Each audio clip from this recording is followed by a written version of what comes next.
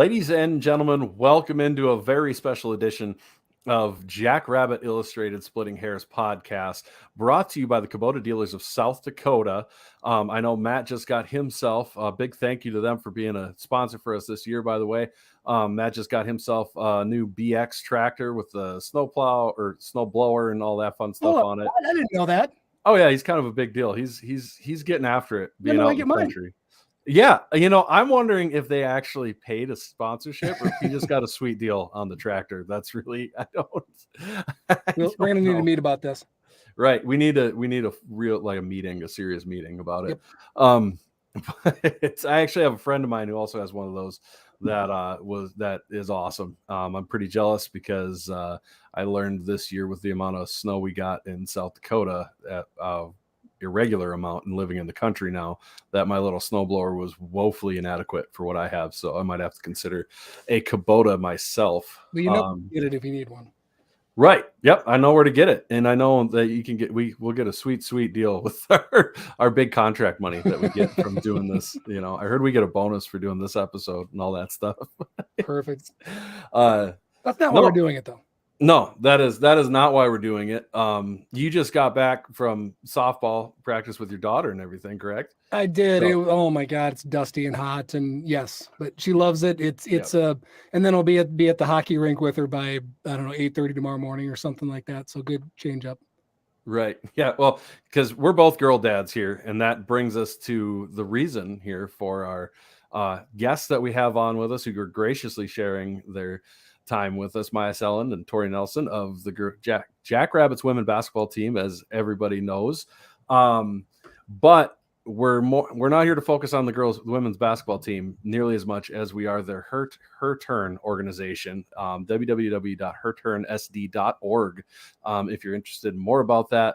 But right around the time of the NIL deals came out, and I don't know if I had heard that it had to do with NIL stuff, and that's what you guys were doing with this, or if you just decided, hey, we're going to go off and do this on your own. But now you started Her Turn, which gets girls opportunities in sports for camps and things like that, which is huge. Because if you think about going to a sports camp, I don't think the first thing that pops into your head is a girl going to sports camp, when it's just as important for them. I think you'd agree, Dallas, when you have a daughter, them being able to go and do those sort of things and have those opportunities is a big deal.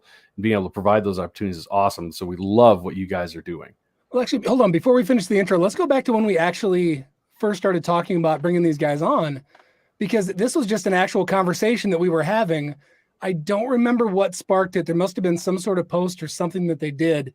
And we were both talking about how impressed and how freaking cool this was. Yes. And then it hit me like, why in the hell don't we just bring them on and talk to them about it? Because right. I was wondering and I wanted to learn more, and here we are. So now they're stuck listening to us blabber for a little while. But girls, thank you so much for joining us. And how did that all get started with starting the whole Her Turn thing? Whose idea was it? And how'd that get going? Yeah, well, thanks for having us. We're excited to be here. Kind of like you mentioned, it was around the time of when NIL was passing, and obviously Her Turn's not a for-profit, it's a nonprofit organization, but NIL passing just kind of reminded us of the platforms that we have as student athletes, and especially in the Brookings community, just, the platform that we have as women's basketball players. And so that kind of sparked one conversation, and, one conversation led to the next. And we're both just really passionate about girls in sports and women in sports, and how much sports have meant to us and have shaped us into who we are today. And so one conversation really just kind of led to the next. And eventually we sent an email to one of our professors, a couple of our professors on campus that we both had in class, just kind of, hey, we have an idea. We want to use our platform to help girls in sports. We don't know what that means. We don't know what that looks like, but could we meet and share some ideas? And we met up with them, had a conversation, and same kind of thing. One conversation led to the next, and eventually we got to, what Her Turn is today. So actually, can you dive into some of those early conversations a little bit of just what, if you didn't know the exact route you wanted to take to start with? I mean, I'm sure there was a lot of ideas out there, but like, how did you decide which route to take? Yeah, I think initially, obviously, neither of us really knew. I think we both understood the importance that sports played in our lives, so we knew that was where we wanted to focus. And then from there, considering the disparities that still exist between male and female participation, and I think we actually started to look up a lot of like statistics, stuff like that, to kind of get a better idea of that, a better grasp of it. And we kind of came to the three main ideas of lack of time, and then financial reasons, and equipment. And so using those three things, we kind of use that to shape what our scholarship program is now. And so that it took us a little bit to get there. With our professors, we met with countless community members. When one person didn't have an answer for us, they pointed us to someone else and they helped us. Same thing, we'd run into an obstacle, find someone else to talk to. So it definitely took a long time to get to that point. But it worked out eventually. That's really cool. And you guys mentioned talking to professors quite a bit and things like that. How much have you been able to work hand in hand with the university or in providing opportunities or with professors or anything else like that to get these opportunities you're able to provide now? Yeah, I think that's something that's kind of stood out to us throughout the whole journey, I guess, is everybody that we talked to, like Tor said, if they didn't have the answer, they pointed us to someone who did. And so we kind of started with our professors, and they were really great of just finding people for us to go ask questions and finding the right people to make it work. But then once we kind of got into, we have our idea, this is what we're going to do, our scholarship program. The athletic department has been so great and supportive to work with. And,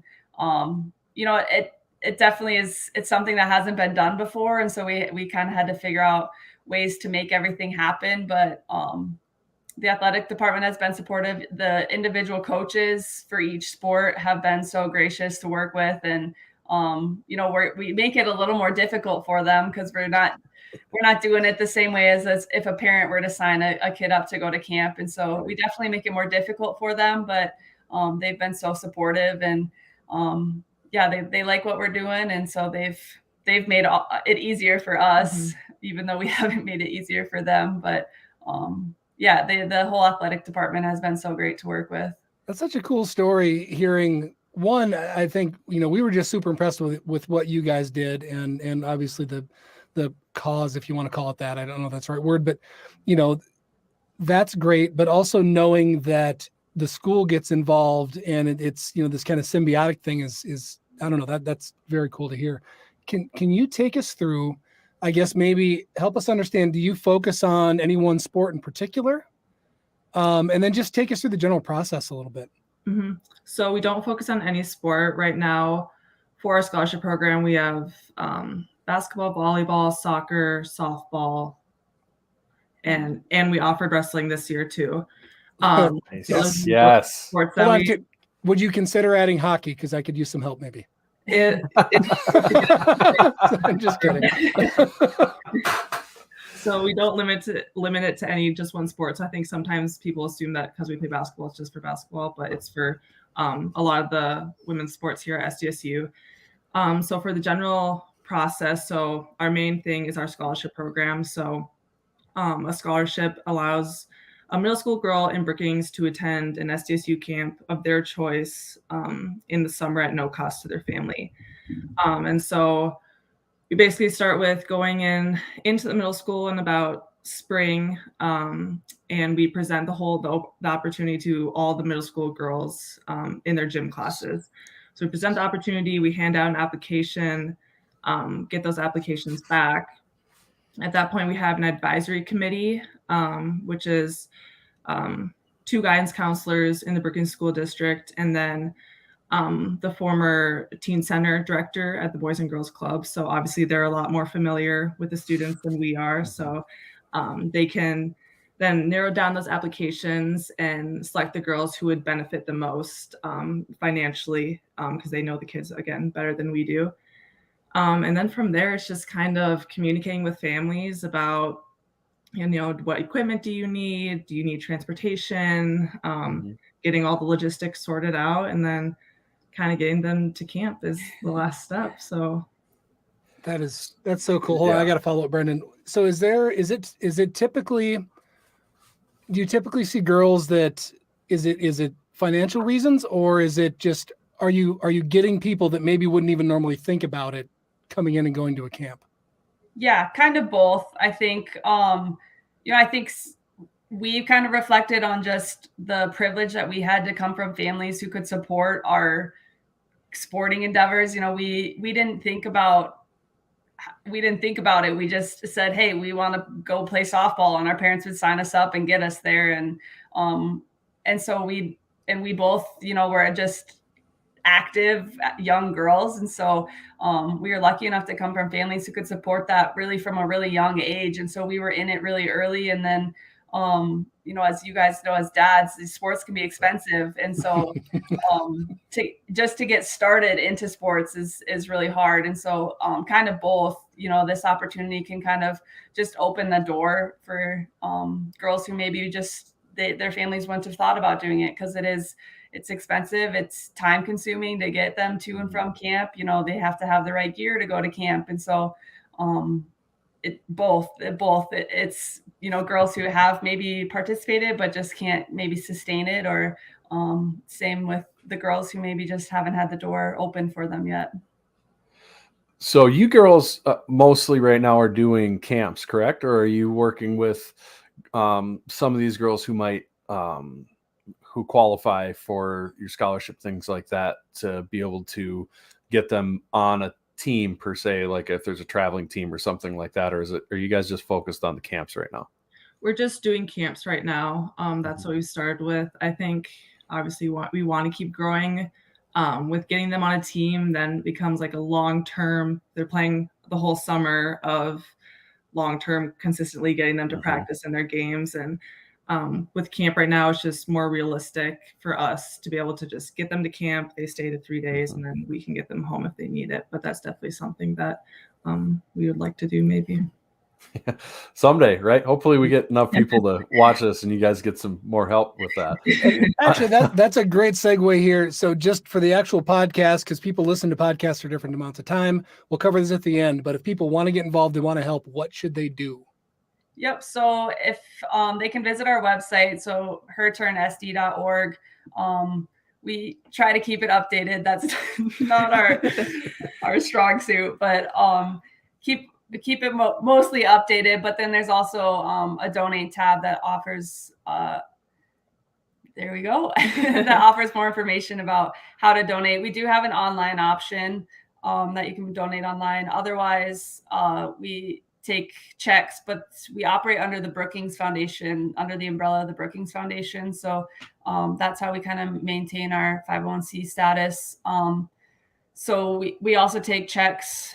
And Venmo. We're on Venmo too. So Her Turn SD on Venmo too. But those are our three options now. So basically what you're saying is people have no excuse and they're losing money by not donating, is what you're saying, right? Yes. Just want to make sure we're super clear. Yeah, this is something you should support. So you guys obviously being collegiate athletes, and now Myah, professional athlete. Congratulations. Yay. That's very exciting. So cool. We got to talk about that here at some point. Yeah, we'll talk about that. See how you're brushing up on your Spanish here or something. But you're obviously very busy. There's a lot of time and effort. I mean, you women are championship caliber athletes. When it comes, you obviously need help. Like you're having guidance counselors, help vet the applicants, things like that. Is everything more grassroots when it comes to like that right now, where people just come forward and are helping, or do you have some people who specifically volunteer to help with you guys when it comes to doing that? Yeah, we get a lot of help. That's for sure. We definitely need it at times. It's definitely kind of grassroots. We have just a couple main people who we work with quite regularly. Like Myah mentioned, we operate under the umbrella of the Brookings Foundation. So Kurt Osborne is in charge of that. He's also the owner of Cool Beans. So we spend a lot of time at Cool Beans, a lot of meetings with Kurt, and he's really great with logistical stuff about 501c3s that we just don't know yet. So we work with Kurt a lot. We work with Jeff Lee at First Bank and Trust. He helped us with all of our finances. And then from there, we just kind of consistently keep meeting with people in town or who just can kind of point us in more directions when we have questions about things.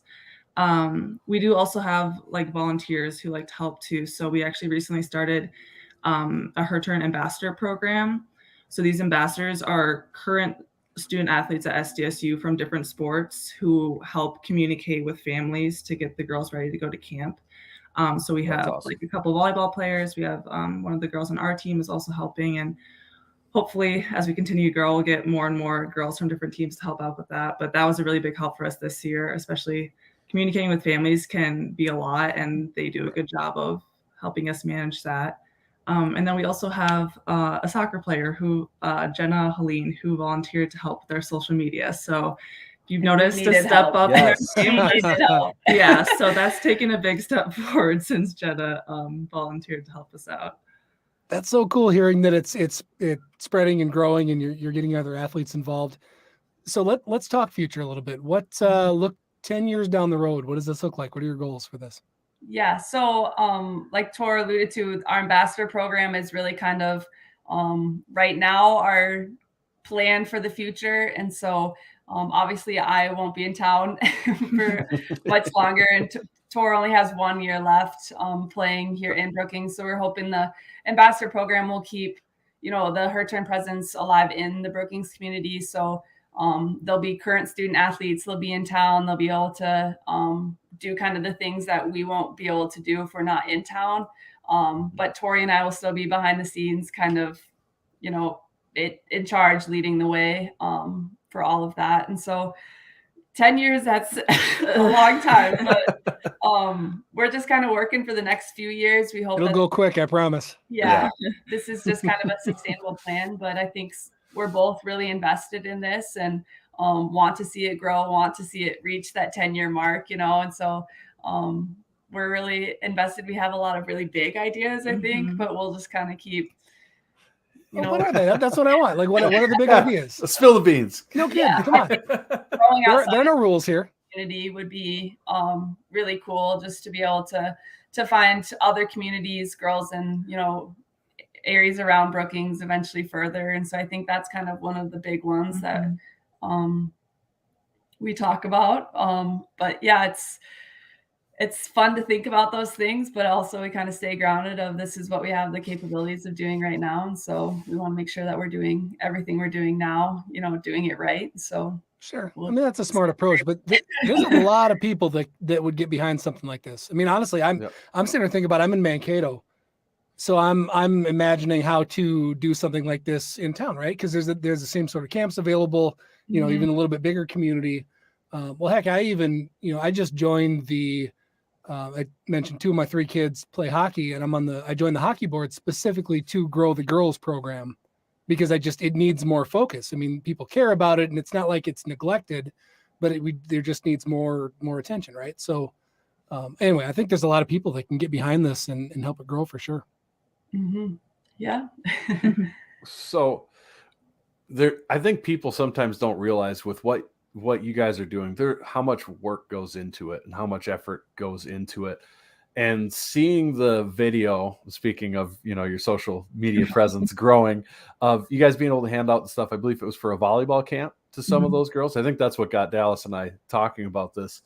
How good does it feel because you're doing all this work behind the scenes, but to actually in person see the payoff of, hey, this is working, this is awesome, this is going well. How awesome does that feel?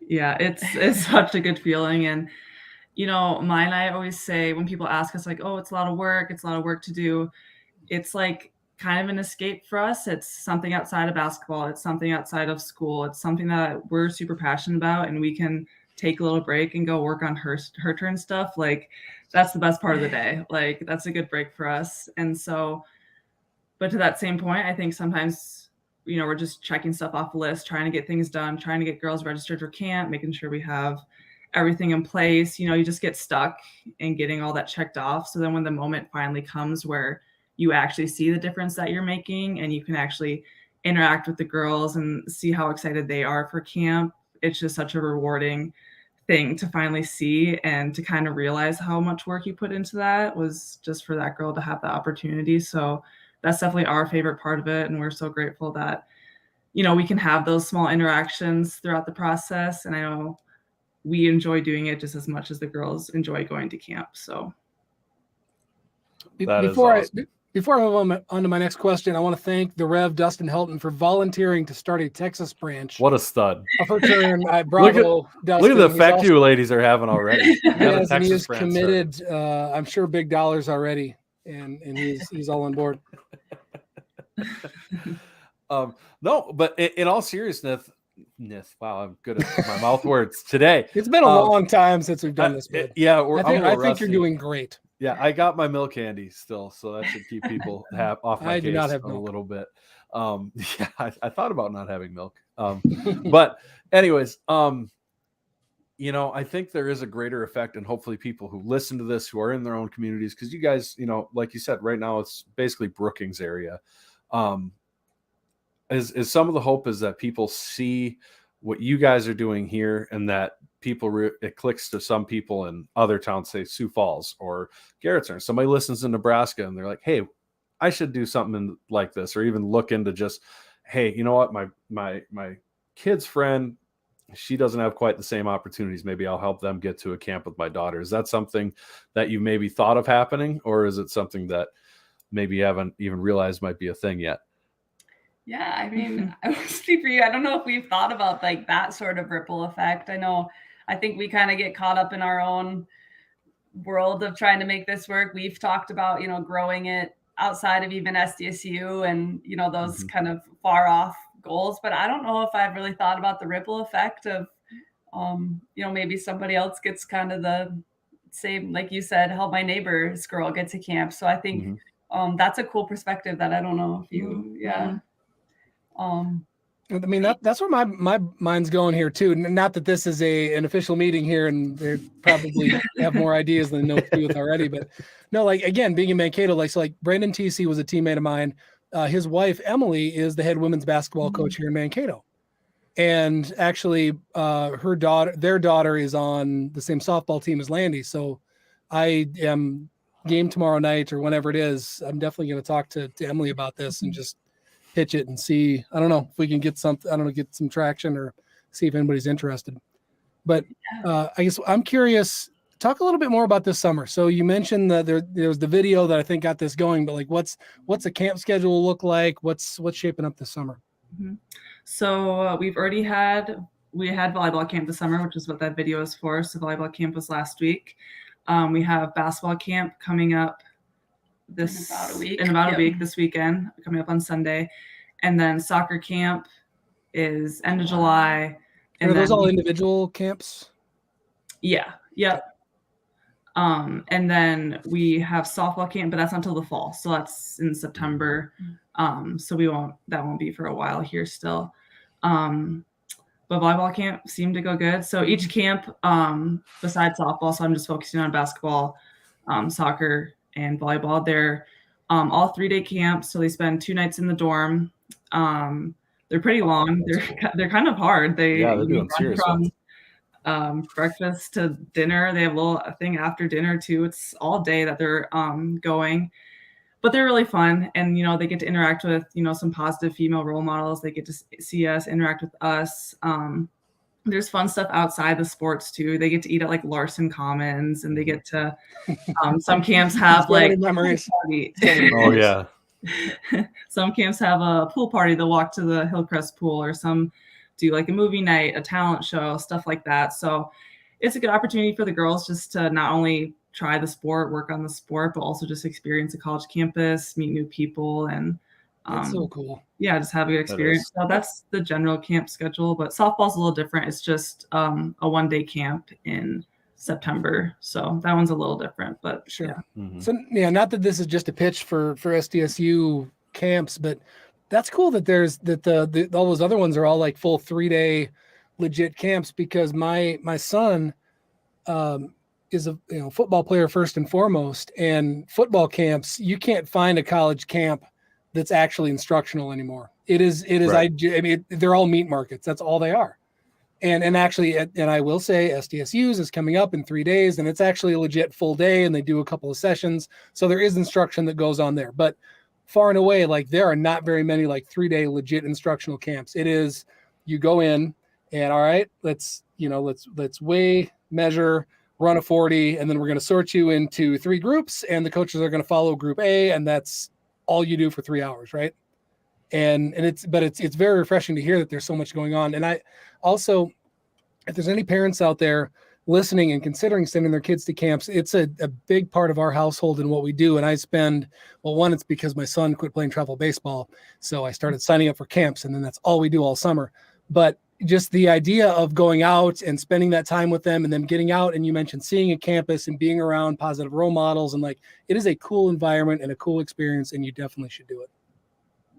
Yeah, I think too, just some of the stories that we've seen from last year, like the confidence that these girls grew in like 3 days was just crazy. So we worked the basketball camp, so we obviously got to see them at camp and their interactions, and just from day 1 to day 3, they their confidence grew, and they were making friends, and so that was fun. But we gave rides to a few volleyball campers last year, and on the way to camp, like we could not get them to talk. They were just quiet, nervous, like, and on the way home, they were just chatting away and telling stories about staying up late in the dorms, and the jokes they had with their coaches at camp. And so for us, it was really fun to see, 3 days doesn't seem like much, but like this was their summer. Like that was their like highlight of the summer. They made friends that they still, our volleyball girls, a few of them came back and they were friends and ready for camp this year, all excited. And so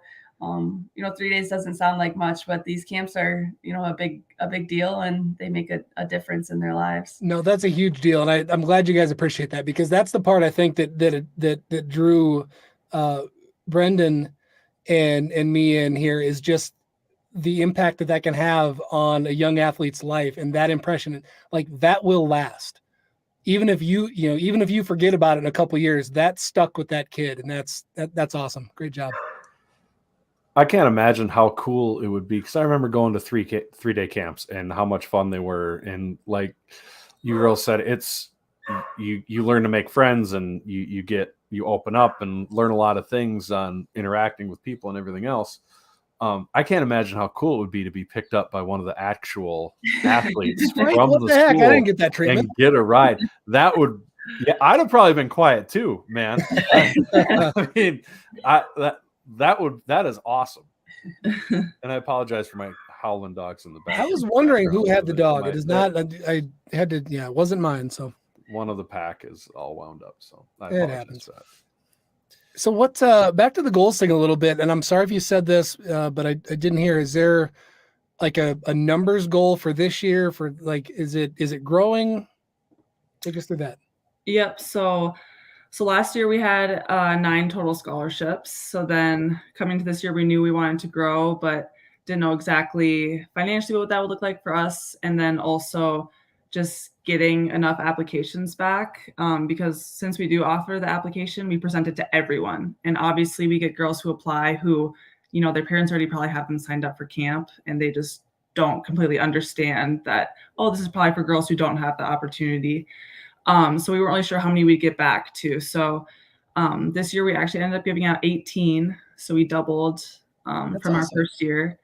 Actually got quite a few applications back this year. And I think we also noticed that this year the girls seemed to, I think, have a better idea of who this opportunity was for. So while we maybe didn't get as many applications back this year, we were able to give out a bigger amount because the girls seemed to have a better idea of who this scholarship would be for. Cool. And for the record, my hockey joke earlier, I wasn't making light of the intent. I just like to joke about how unbelievably expensive hockey is. Yeah. So this is one of my outlets to vent. And I played basketball, and for some reason my son said, "Oh, I'm going to play hockey." So now I have 2 hockey players. So if somebody's donating, do you guys have a rough idea? Say somebody wanted to donate a scholarship's worth. Is there a rough number? Because I'm sure it varies from this, like having a 3-day camp compared to the 1-day camp for softball or whatever. Do you guys have a rough idea of if somebody wanted to donate a scholarship, what that dollar amount would be? Yep. So the camps usually range from about 300 to 350 per camp. But then we also, provide a gear bag too. We call it a gear bag, but so in that we'll provide any equipment they need for camp. So if they're going to soccer and they don't have soccer cleats, we'll get them soccer cleats. If they need volleyball knee pads, so that's part of what our ambassadors do when they communicate with families, what we do. But then also in the gear bag, we include bed sheets. That's also, they have to bring their own bed sheets for this camp. And so they're twin XL. Nobody has a twin XL bed sheet. So we include bed sheets, towels for showering up. We include like toiletries, so shampoo, conditioner, anything they would need. Snacks, like the girls love to bring snacks to these camps and like eat in the dorm room. So we include those. What am I missing? We get them a water bottle. Oh, yep. And then after camp, we also get them like a sports specific ball. So if they went to volleyball camp, we'll get them a volleyball that they can take home and then hopefully kind of promote, continued playing. So with the gear bag and the camp, our average is around $500 per scholarship. Okay. So again, that varies and depends on, again, how much equipment they need. If they need soccer cleats, shin guards, socks, everything, it's obviously a little bit more, but 500 is kind of the estimate that we go with. You did a phenomenal job of covering the hidden costs of camp. You really did. And it's funny because I'm very, very impressed. That's awesome. It is. I was going through the checklist in my head because Hudson went to the team camp at Augustana today. So I was going back through like, yep, check. The only thing I think of, I'm like, yeah, we had trouble figuring out which fan to send with him. But other than that covered absolutely everything. Yeah, I think that's something we, like Tori said early on, we did a lot of research, and the statistics of, cost, transportation, and equipment are really kind of the three main, some of the main barriers to sports participation. So, and then, camps are fun too. So it all kind of worked out well. Nice. Okay. That's a perfect segue to a completely, I don't know, self-centered or a question that I want an answer to here. And I need your guys' advice. I told you that I joined that hockey board to help grow the girls program. And one of the first things I need to do is I've got a couple of, a few women, young women, like recent players. One of them actually played in the Olympics last year. And I'm going to talk to them about advice. But what are the biggest barriers to girls in sports? And what what general advice do you have? Like what would help grow a girls program from the youth, the young levels all the way up? Those are two really good questions. Yep. I guess I'll tackle some of the barriers, and if I forget some, you can hop in and give some. But just the general, like first is just the number of opportunities like that are given between males and females. Just the number of opportunities that they get is significantly lower. I don't remember what the exact. It's like 1 million. 1 million less, just general opportunities, and that's obviously very broad, but that's far less than males still. So that's a big one. And then I also think, just especially we're working with middle school girls a lot. Like middle school is hard. Middle school is challenging. Middle school sucks. Yeah, let's just call it for what it is. Middle school sucks. Yep, and I just think that there's, especially with girls, like in terms of confidence and body image and things like that, that can be also intimidating to maybe start something that you haven't before. I think that's one.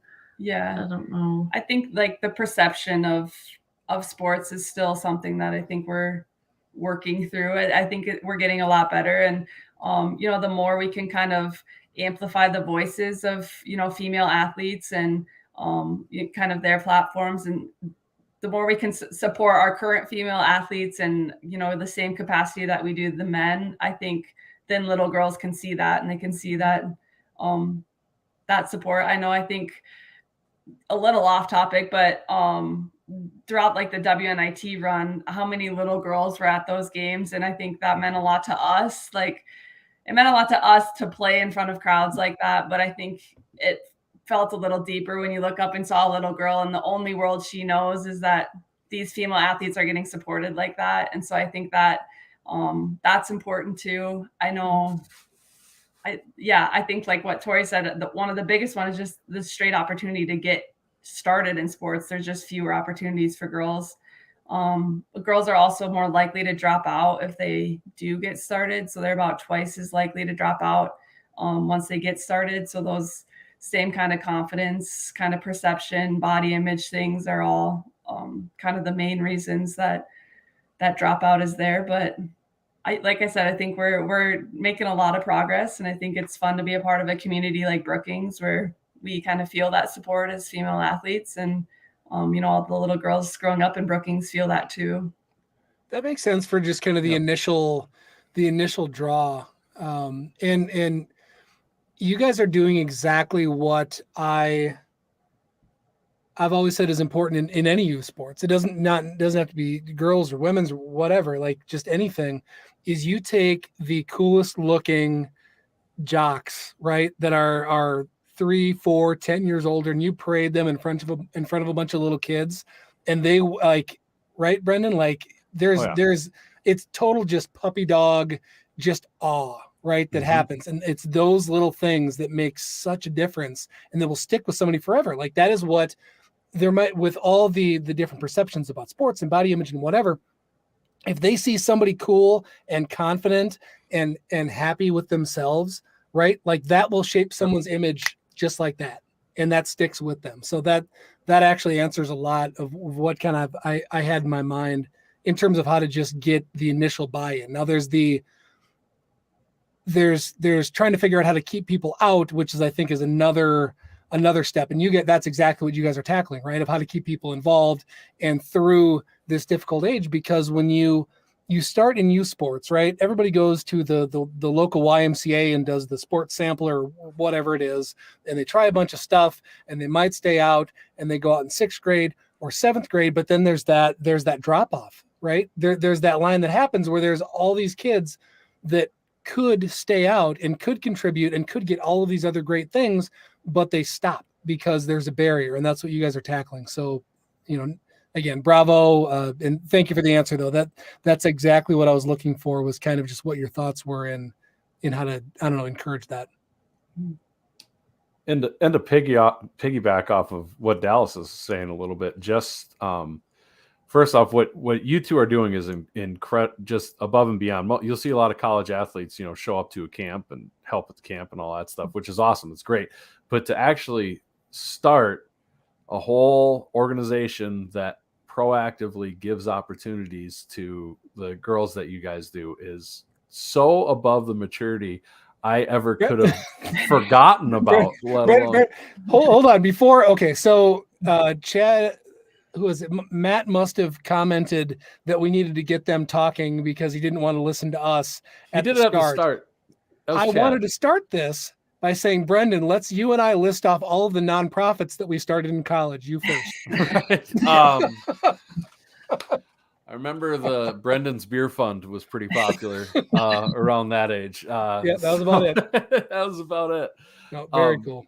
But honestly, with I think just also the success that you guys have had on the basketball court as well helps, because it makes it cool to be an athlete. And I think some of that is kind of missing for women a little bit. And you can correct me if I'm wrong, but you guys bringing the game and then bringing the girls to the game at the same time when they've seen you on TV and they've seen you, at packed gyms and stuff. I think that's awesome. How much has it helped to be at a school like SDSU, where there's certainly plenty more that can be done for supporting the women's programs and attendance for soccer and softball and things like that, but and even your own games, but to be at a place where, for the size of school, there's more support for women's sports than you would find at a lot of other schools, for instance, that are much larger. Does that have any effect on what you guys are able to do here? Yeah, I think for sure. Obviously, like you said, we're so grateful to play in this community and to have the fan sport that we have. I mean, we'll go to other places and there's maybe 100 people in the gym, but it really doesn't matter who we're playing. There's people there every night. And I know we're so grateful for that. But I think through this whole process, what we've realized is that a lot of those people care a lot more also what we do off the court and who we are off the court. And obviously, they love watching games and I love having them there. But as we've gone through this, their continued support of what we're doing with Her Turn has just really shown how much we appreciate that, and how they continue to, even after the initial, we received a lot of really good feedback right away, right? Everyone was excited right away when we first launched last year, but it's continued since then. And it hasn't let up at all. People still ask, people still donate multiple times. They just want to keep giving back to it. And they want to keep hearing us talk about how the girls are doing at camp. And so I think we're so grateful to be in a community that supports us both on and off the court. And just kind of excited to see that support continue to grow as Her Turn grows. Brendan, we got to continue once we get football pods going. We got to make sure on both. So we do separate podcasts. We do. Dallas doesn't want to talk to me that much. Hold on. I talked about how much I missed you. I expounded on this for like several minutes when we logged on and how much I missed you and how great it was to see you. And then you take a shot. Dude, not cool. Not cool at all. So we are what I was getting at was our paths don't always cross necessarily, except for at games. It's sometimes tailgating, but we do separate podcasts. But I was thinking we should give them a plug a handful of times once we get the football pods going again. Absolutely. I mean, honestly, I don't see why we can't check back in if you guys are available every once in a while with them on the pod here and just watch this thing grow into how awesome it's going to be in the future here, and to help keep it in the front of everybody's minds. I think that'd be great. Yep, I'm on board. This is normally backroom talk, but we're going to do it here in front of everybody. You guys get to be a part of it. You have live staff meetings and it happens, and it's okay. Right. You guys are doing a great job of grinning and bearing it, so I appreciate that. Very good sports. I didn't know what they were getting into. Right. Oh, no. It's really tailing off. So I think I had one last question here, and then I don't know, Brendan, if you had any basketball-specific stuff you want to get into, go for it. But the one thing we didn't cover, I think that's important, is back to just kind of the initial why behind this, is the actual benefits that come out of this. We kind of danced around it in talking through the difficulties of being in middle school and whatnot, but what are the reasons other than just playing sports? Yeah, I think kind of going back of why sports mean so much to us, I think we spent a lot of time reflecting on how they've shaped us, sports have shaped us into who we are, and just, the things outside of it. I think of first, the friendships and relationships that we've made throughout our whole careers. That's really important to us, and that wouldn't have happened without sports. Just the confidence and self-esteem that you get from being a part of sports, being a part of a team, just all those other little skills like teamwork, hard work, the importance of, setting goals for yourself, time management, help me out. There's all of those like little things that sports just are a way to teach you all these life skills. And so, obviously they're only there for 3 days, but they still get kind of a glimpse of that. And I think one of the main ones that we've seen is just the relationships of, it's especially checking back in this year with some of the girls again. The relationships have lasted since last summer. And so that's really fun for us to see, because we know how important that's meant to us, of just the relationships we've made through sports. And but yeah, all those other little things that sports are just a way to teach us all of these things and to have fun doing it. But it is, as a dad, that's exactly what I was after, and what I knew you'd say, because there's so much more. This isn't going to a camp. It isn't about getting a college scholarship. It isn't about even starting on your varsity or anything like that. There's so many other little intangibles that come with it in terms of just, confidence and the skills that you build, and getting through, just stress and whatever else, and preparing for a challenge and all those things. So no, that's exactly why you do it. So, just transitioning off very smoothly a little bit from the her turn stuff. Myah, obviously, you got drafted by the Lynx, and Yep, had a so- short cup of coffee there, and now you get to go to Spain, which is Yep. more fun than the Twin Cities, if you ask me. Yeah. Invited to the training camp with the Lynx. Spent, like you said, a couple weeks up there. Roster cuts are pretty tough in the WNBA. There's only 12 spots. So again, that's kind of what we with the smaller opportunities. That's another good example of only 12 roster spots, only 12 teams. So, but I had a really good experience up there. They treated me really, really good. But yeah, then I'll be heading overseas to Spain in September. Really excited about that. I'm actually playing with the same club that Macy Miller played with. So that's cool. She kind of paved the way for me. So that was made it easier for me. But there's familiarity there with that club, and she had a good experience. So I'm excited to join that team, and gotten, I have a few conversations with the coaches, and I think it'll be a really good fit, and I'm excited to get over there and experience something like that. So you're brushing up on your European Spanish, which is different. She has a Spanish minor, or she will. But that doesn't mean I'm helpful with. Yes. No, all it means is she's paving the ground for you now, because then you're ready with your Spanish, and you No, I've started Babbel. I have been working on that this summer, but don't test me yet. I'm not gonna. Oh, my phone heard that. Now I'm gonna have another 10 more ads from Babbel about that. No, that's awesome. That's really cool. And then Tori, you have one more year left, correct? Yep. You guys set some pretty high standards once again this year. So, how are you feeling about going into the next season coming up here?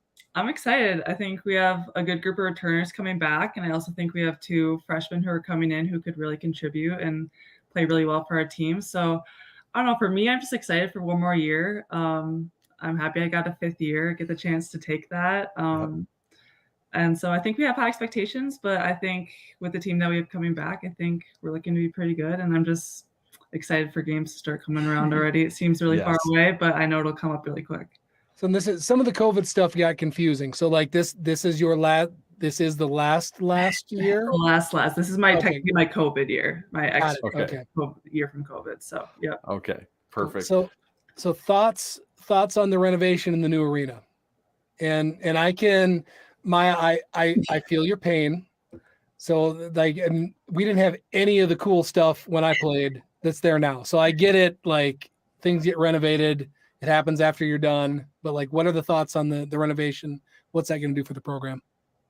Yeah, it'll be great. I think honestly, I'm kind of okay with it, because I loved Frost the way it was, and it felt fitting to be nice. to be one of the last teams to play in Frost. But it's going to be exciting. It's we kind of get a glimpse of it when we walk in and out of for workouts, and when you're going to the practice gyms and stuff. And it's going to be really cool. It'll be really big for just the program as we continue to grow. And I think whether we like it or not, facilities matter to recruits. And so it'll be really big for, just the growth of the program, and for, volleyball too, to be able to play in the arena. But it looks a little rough right now, a little messy, but it's getting there.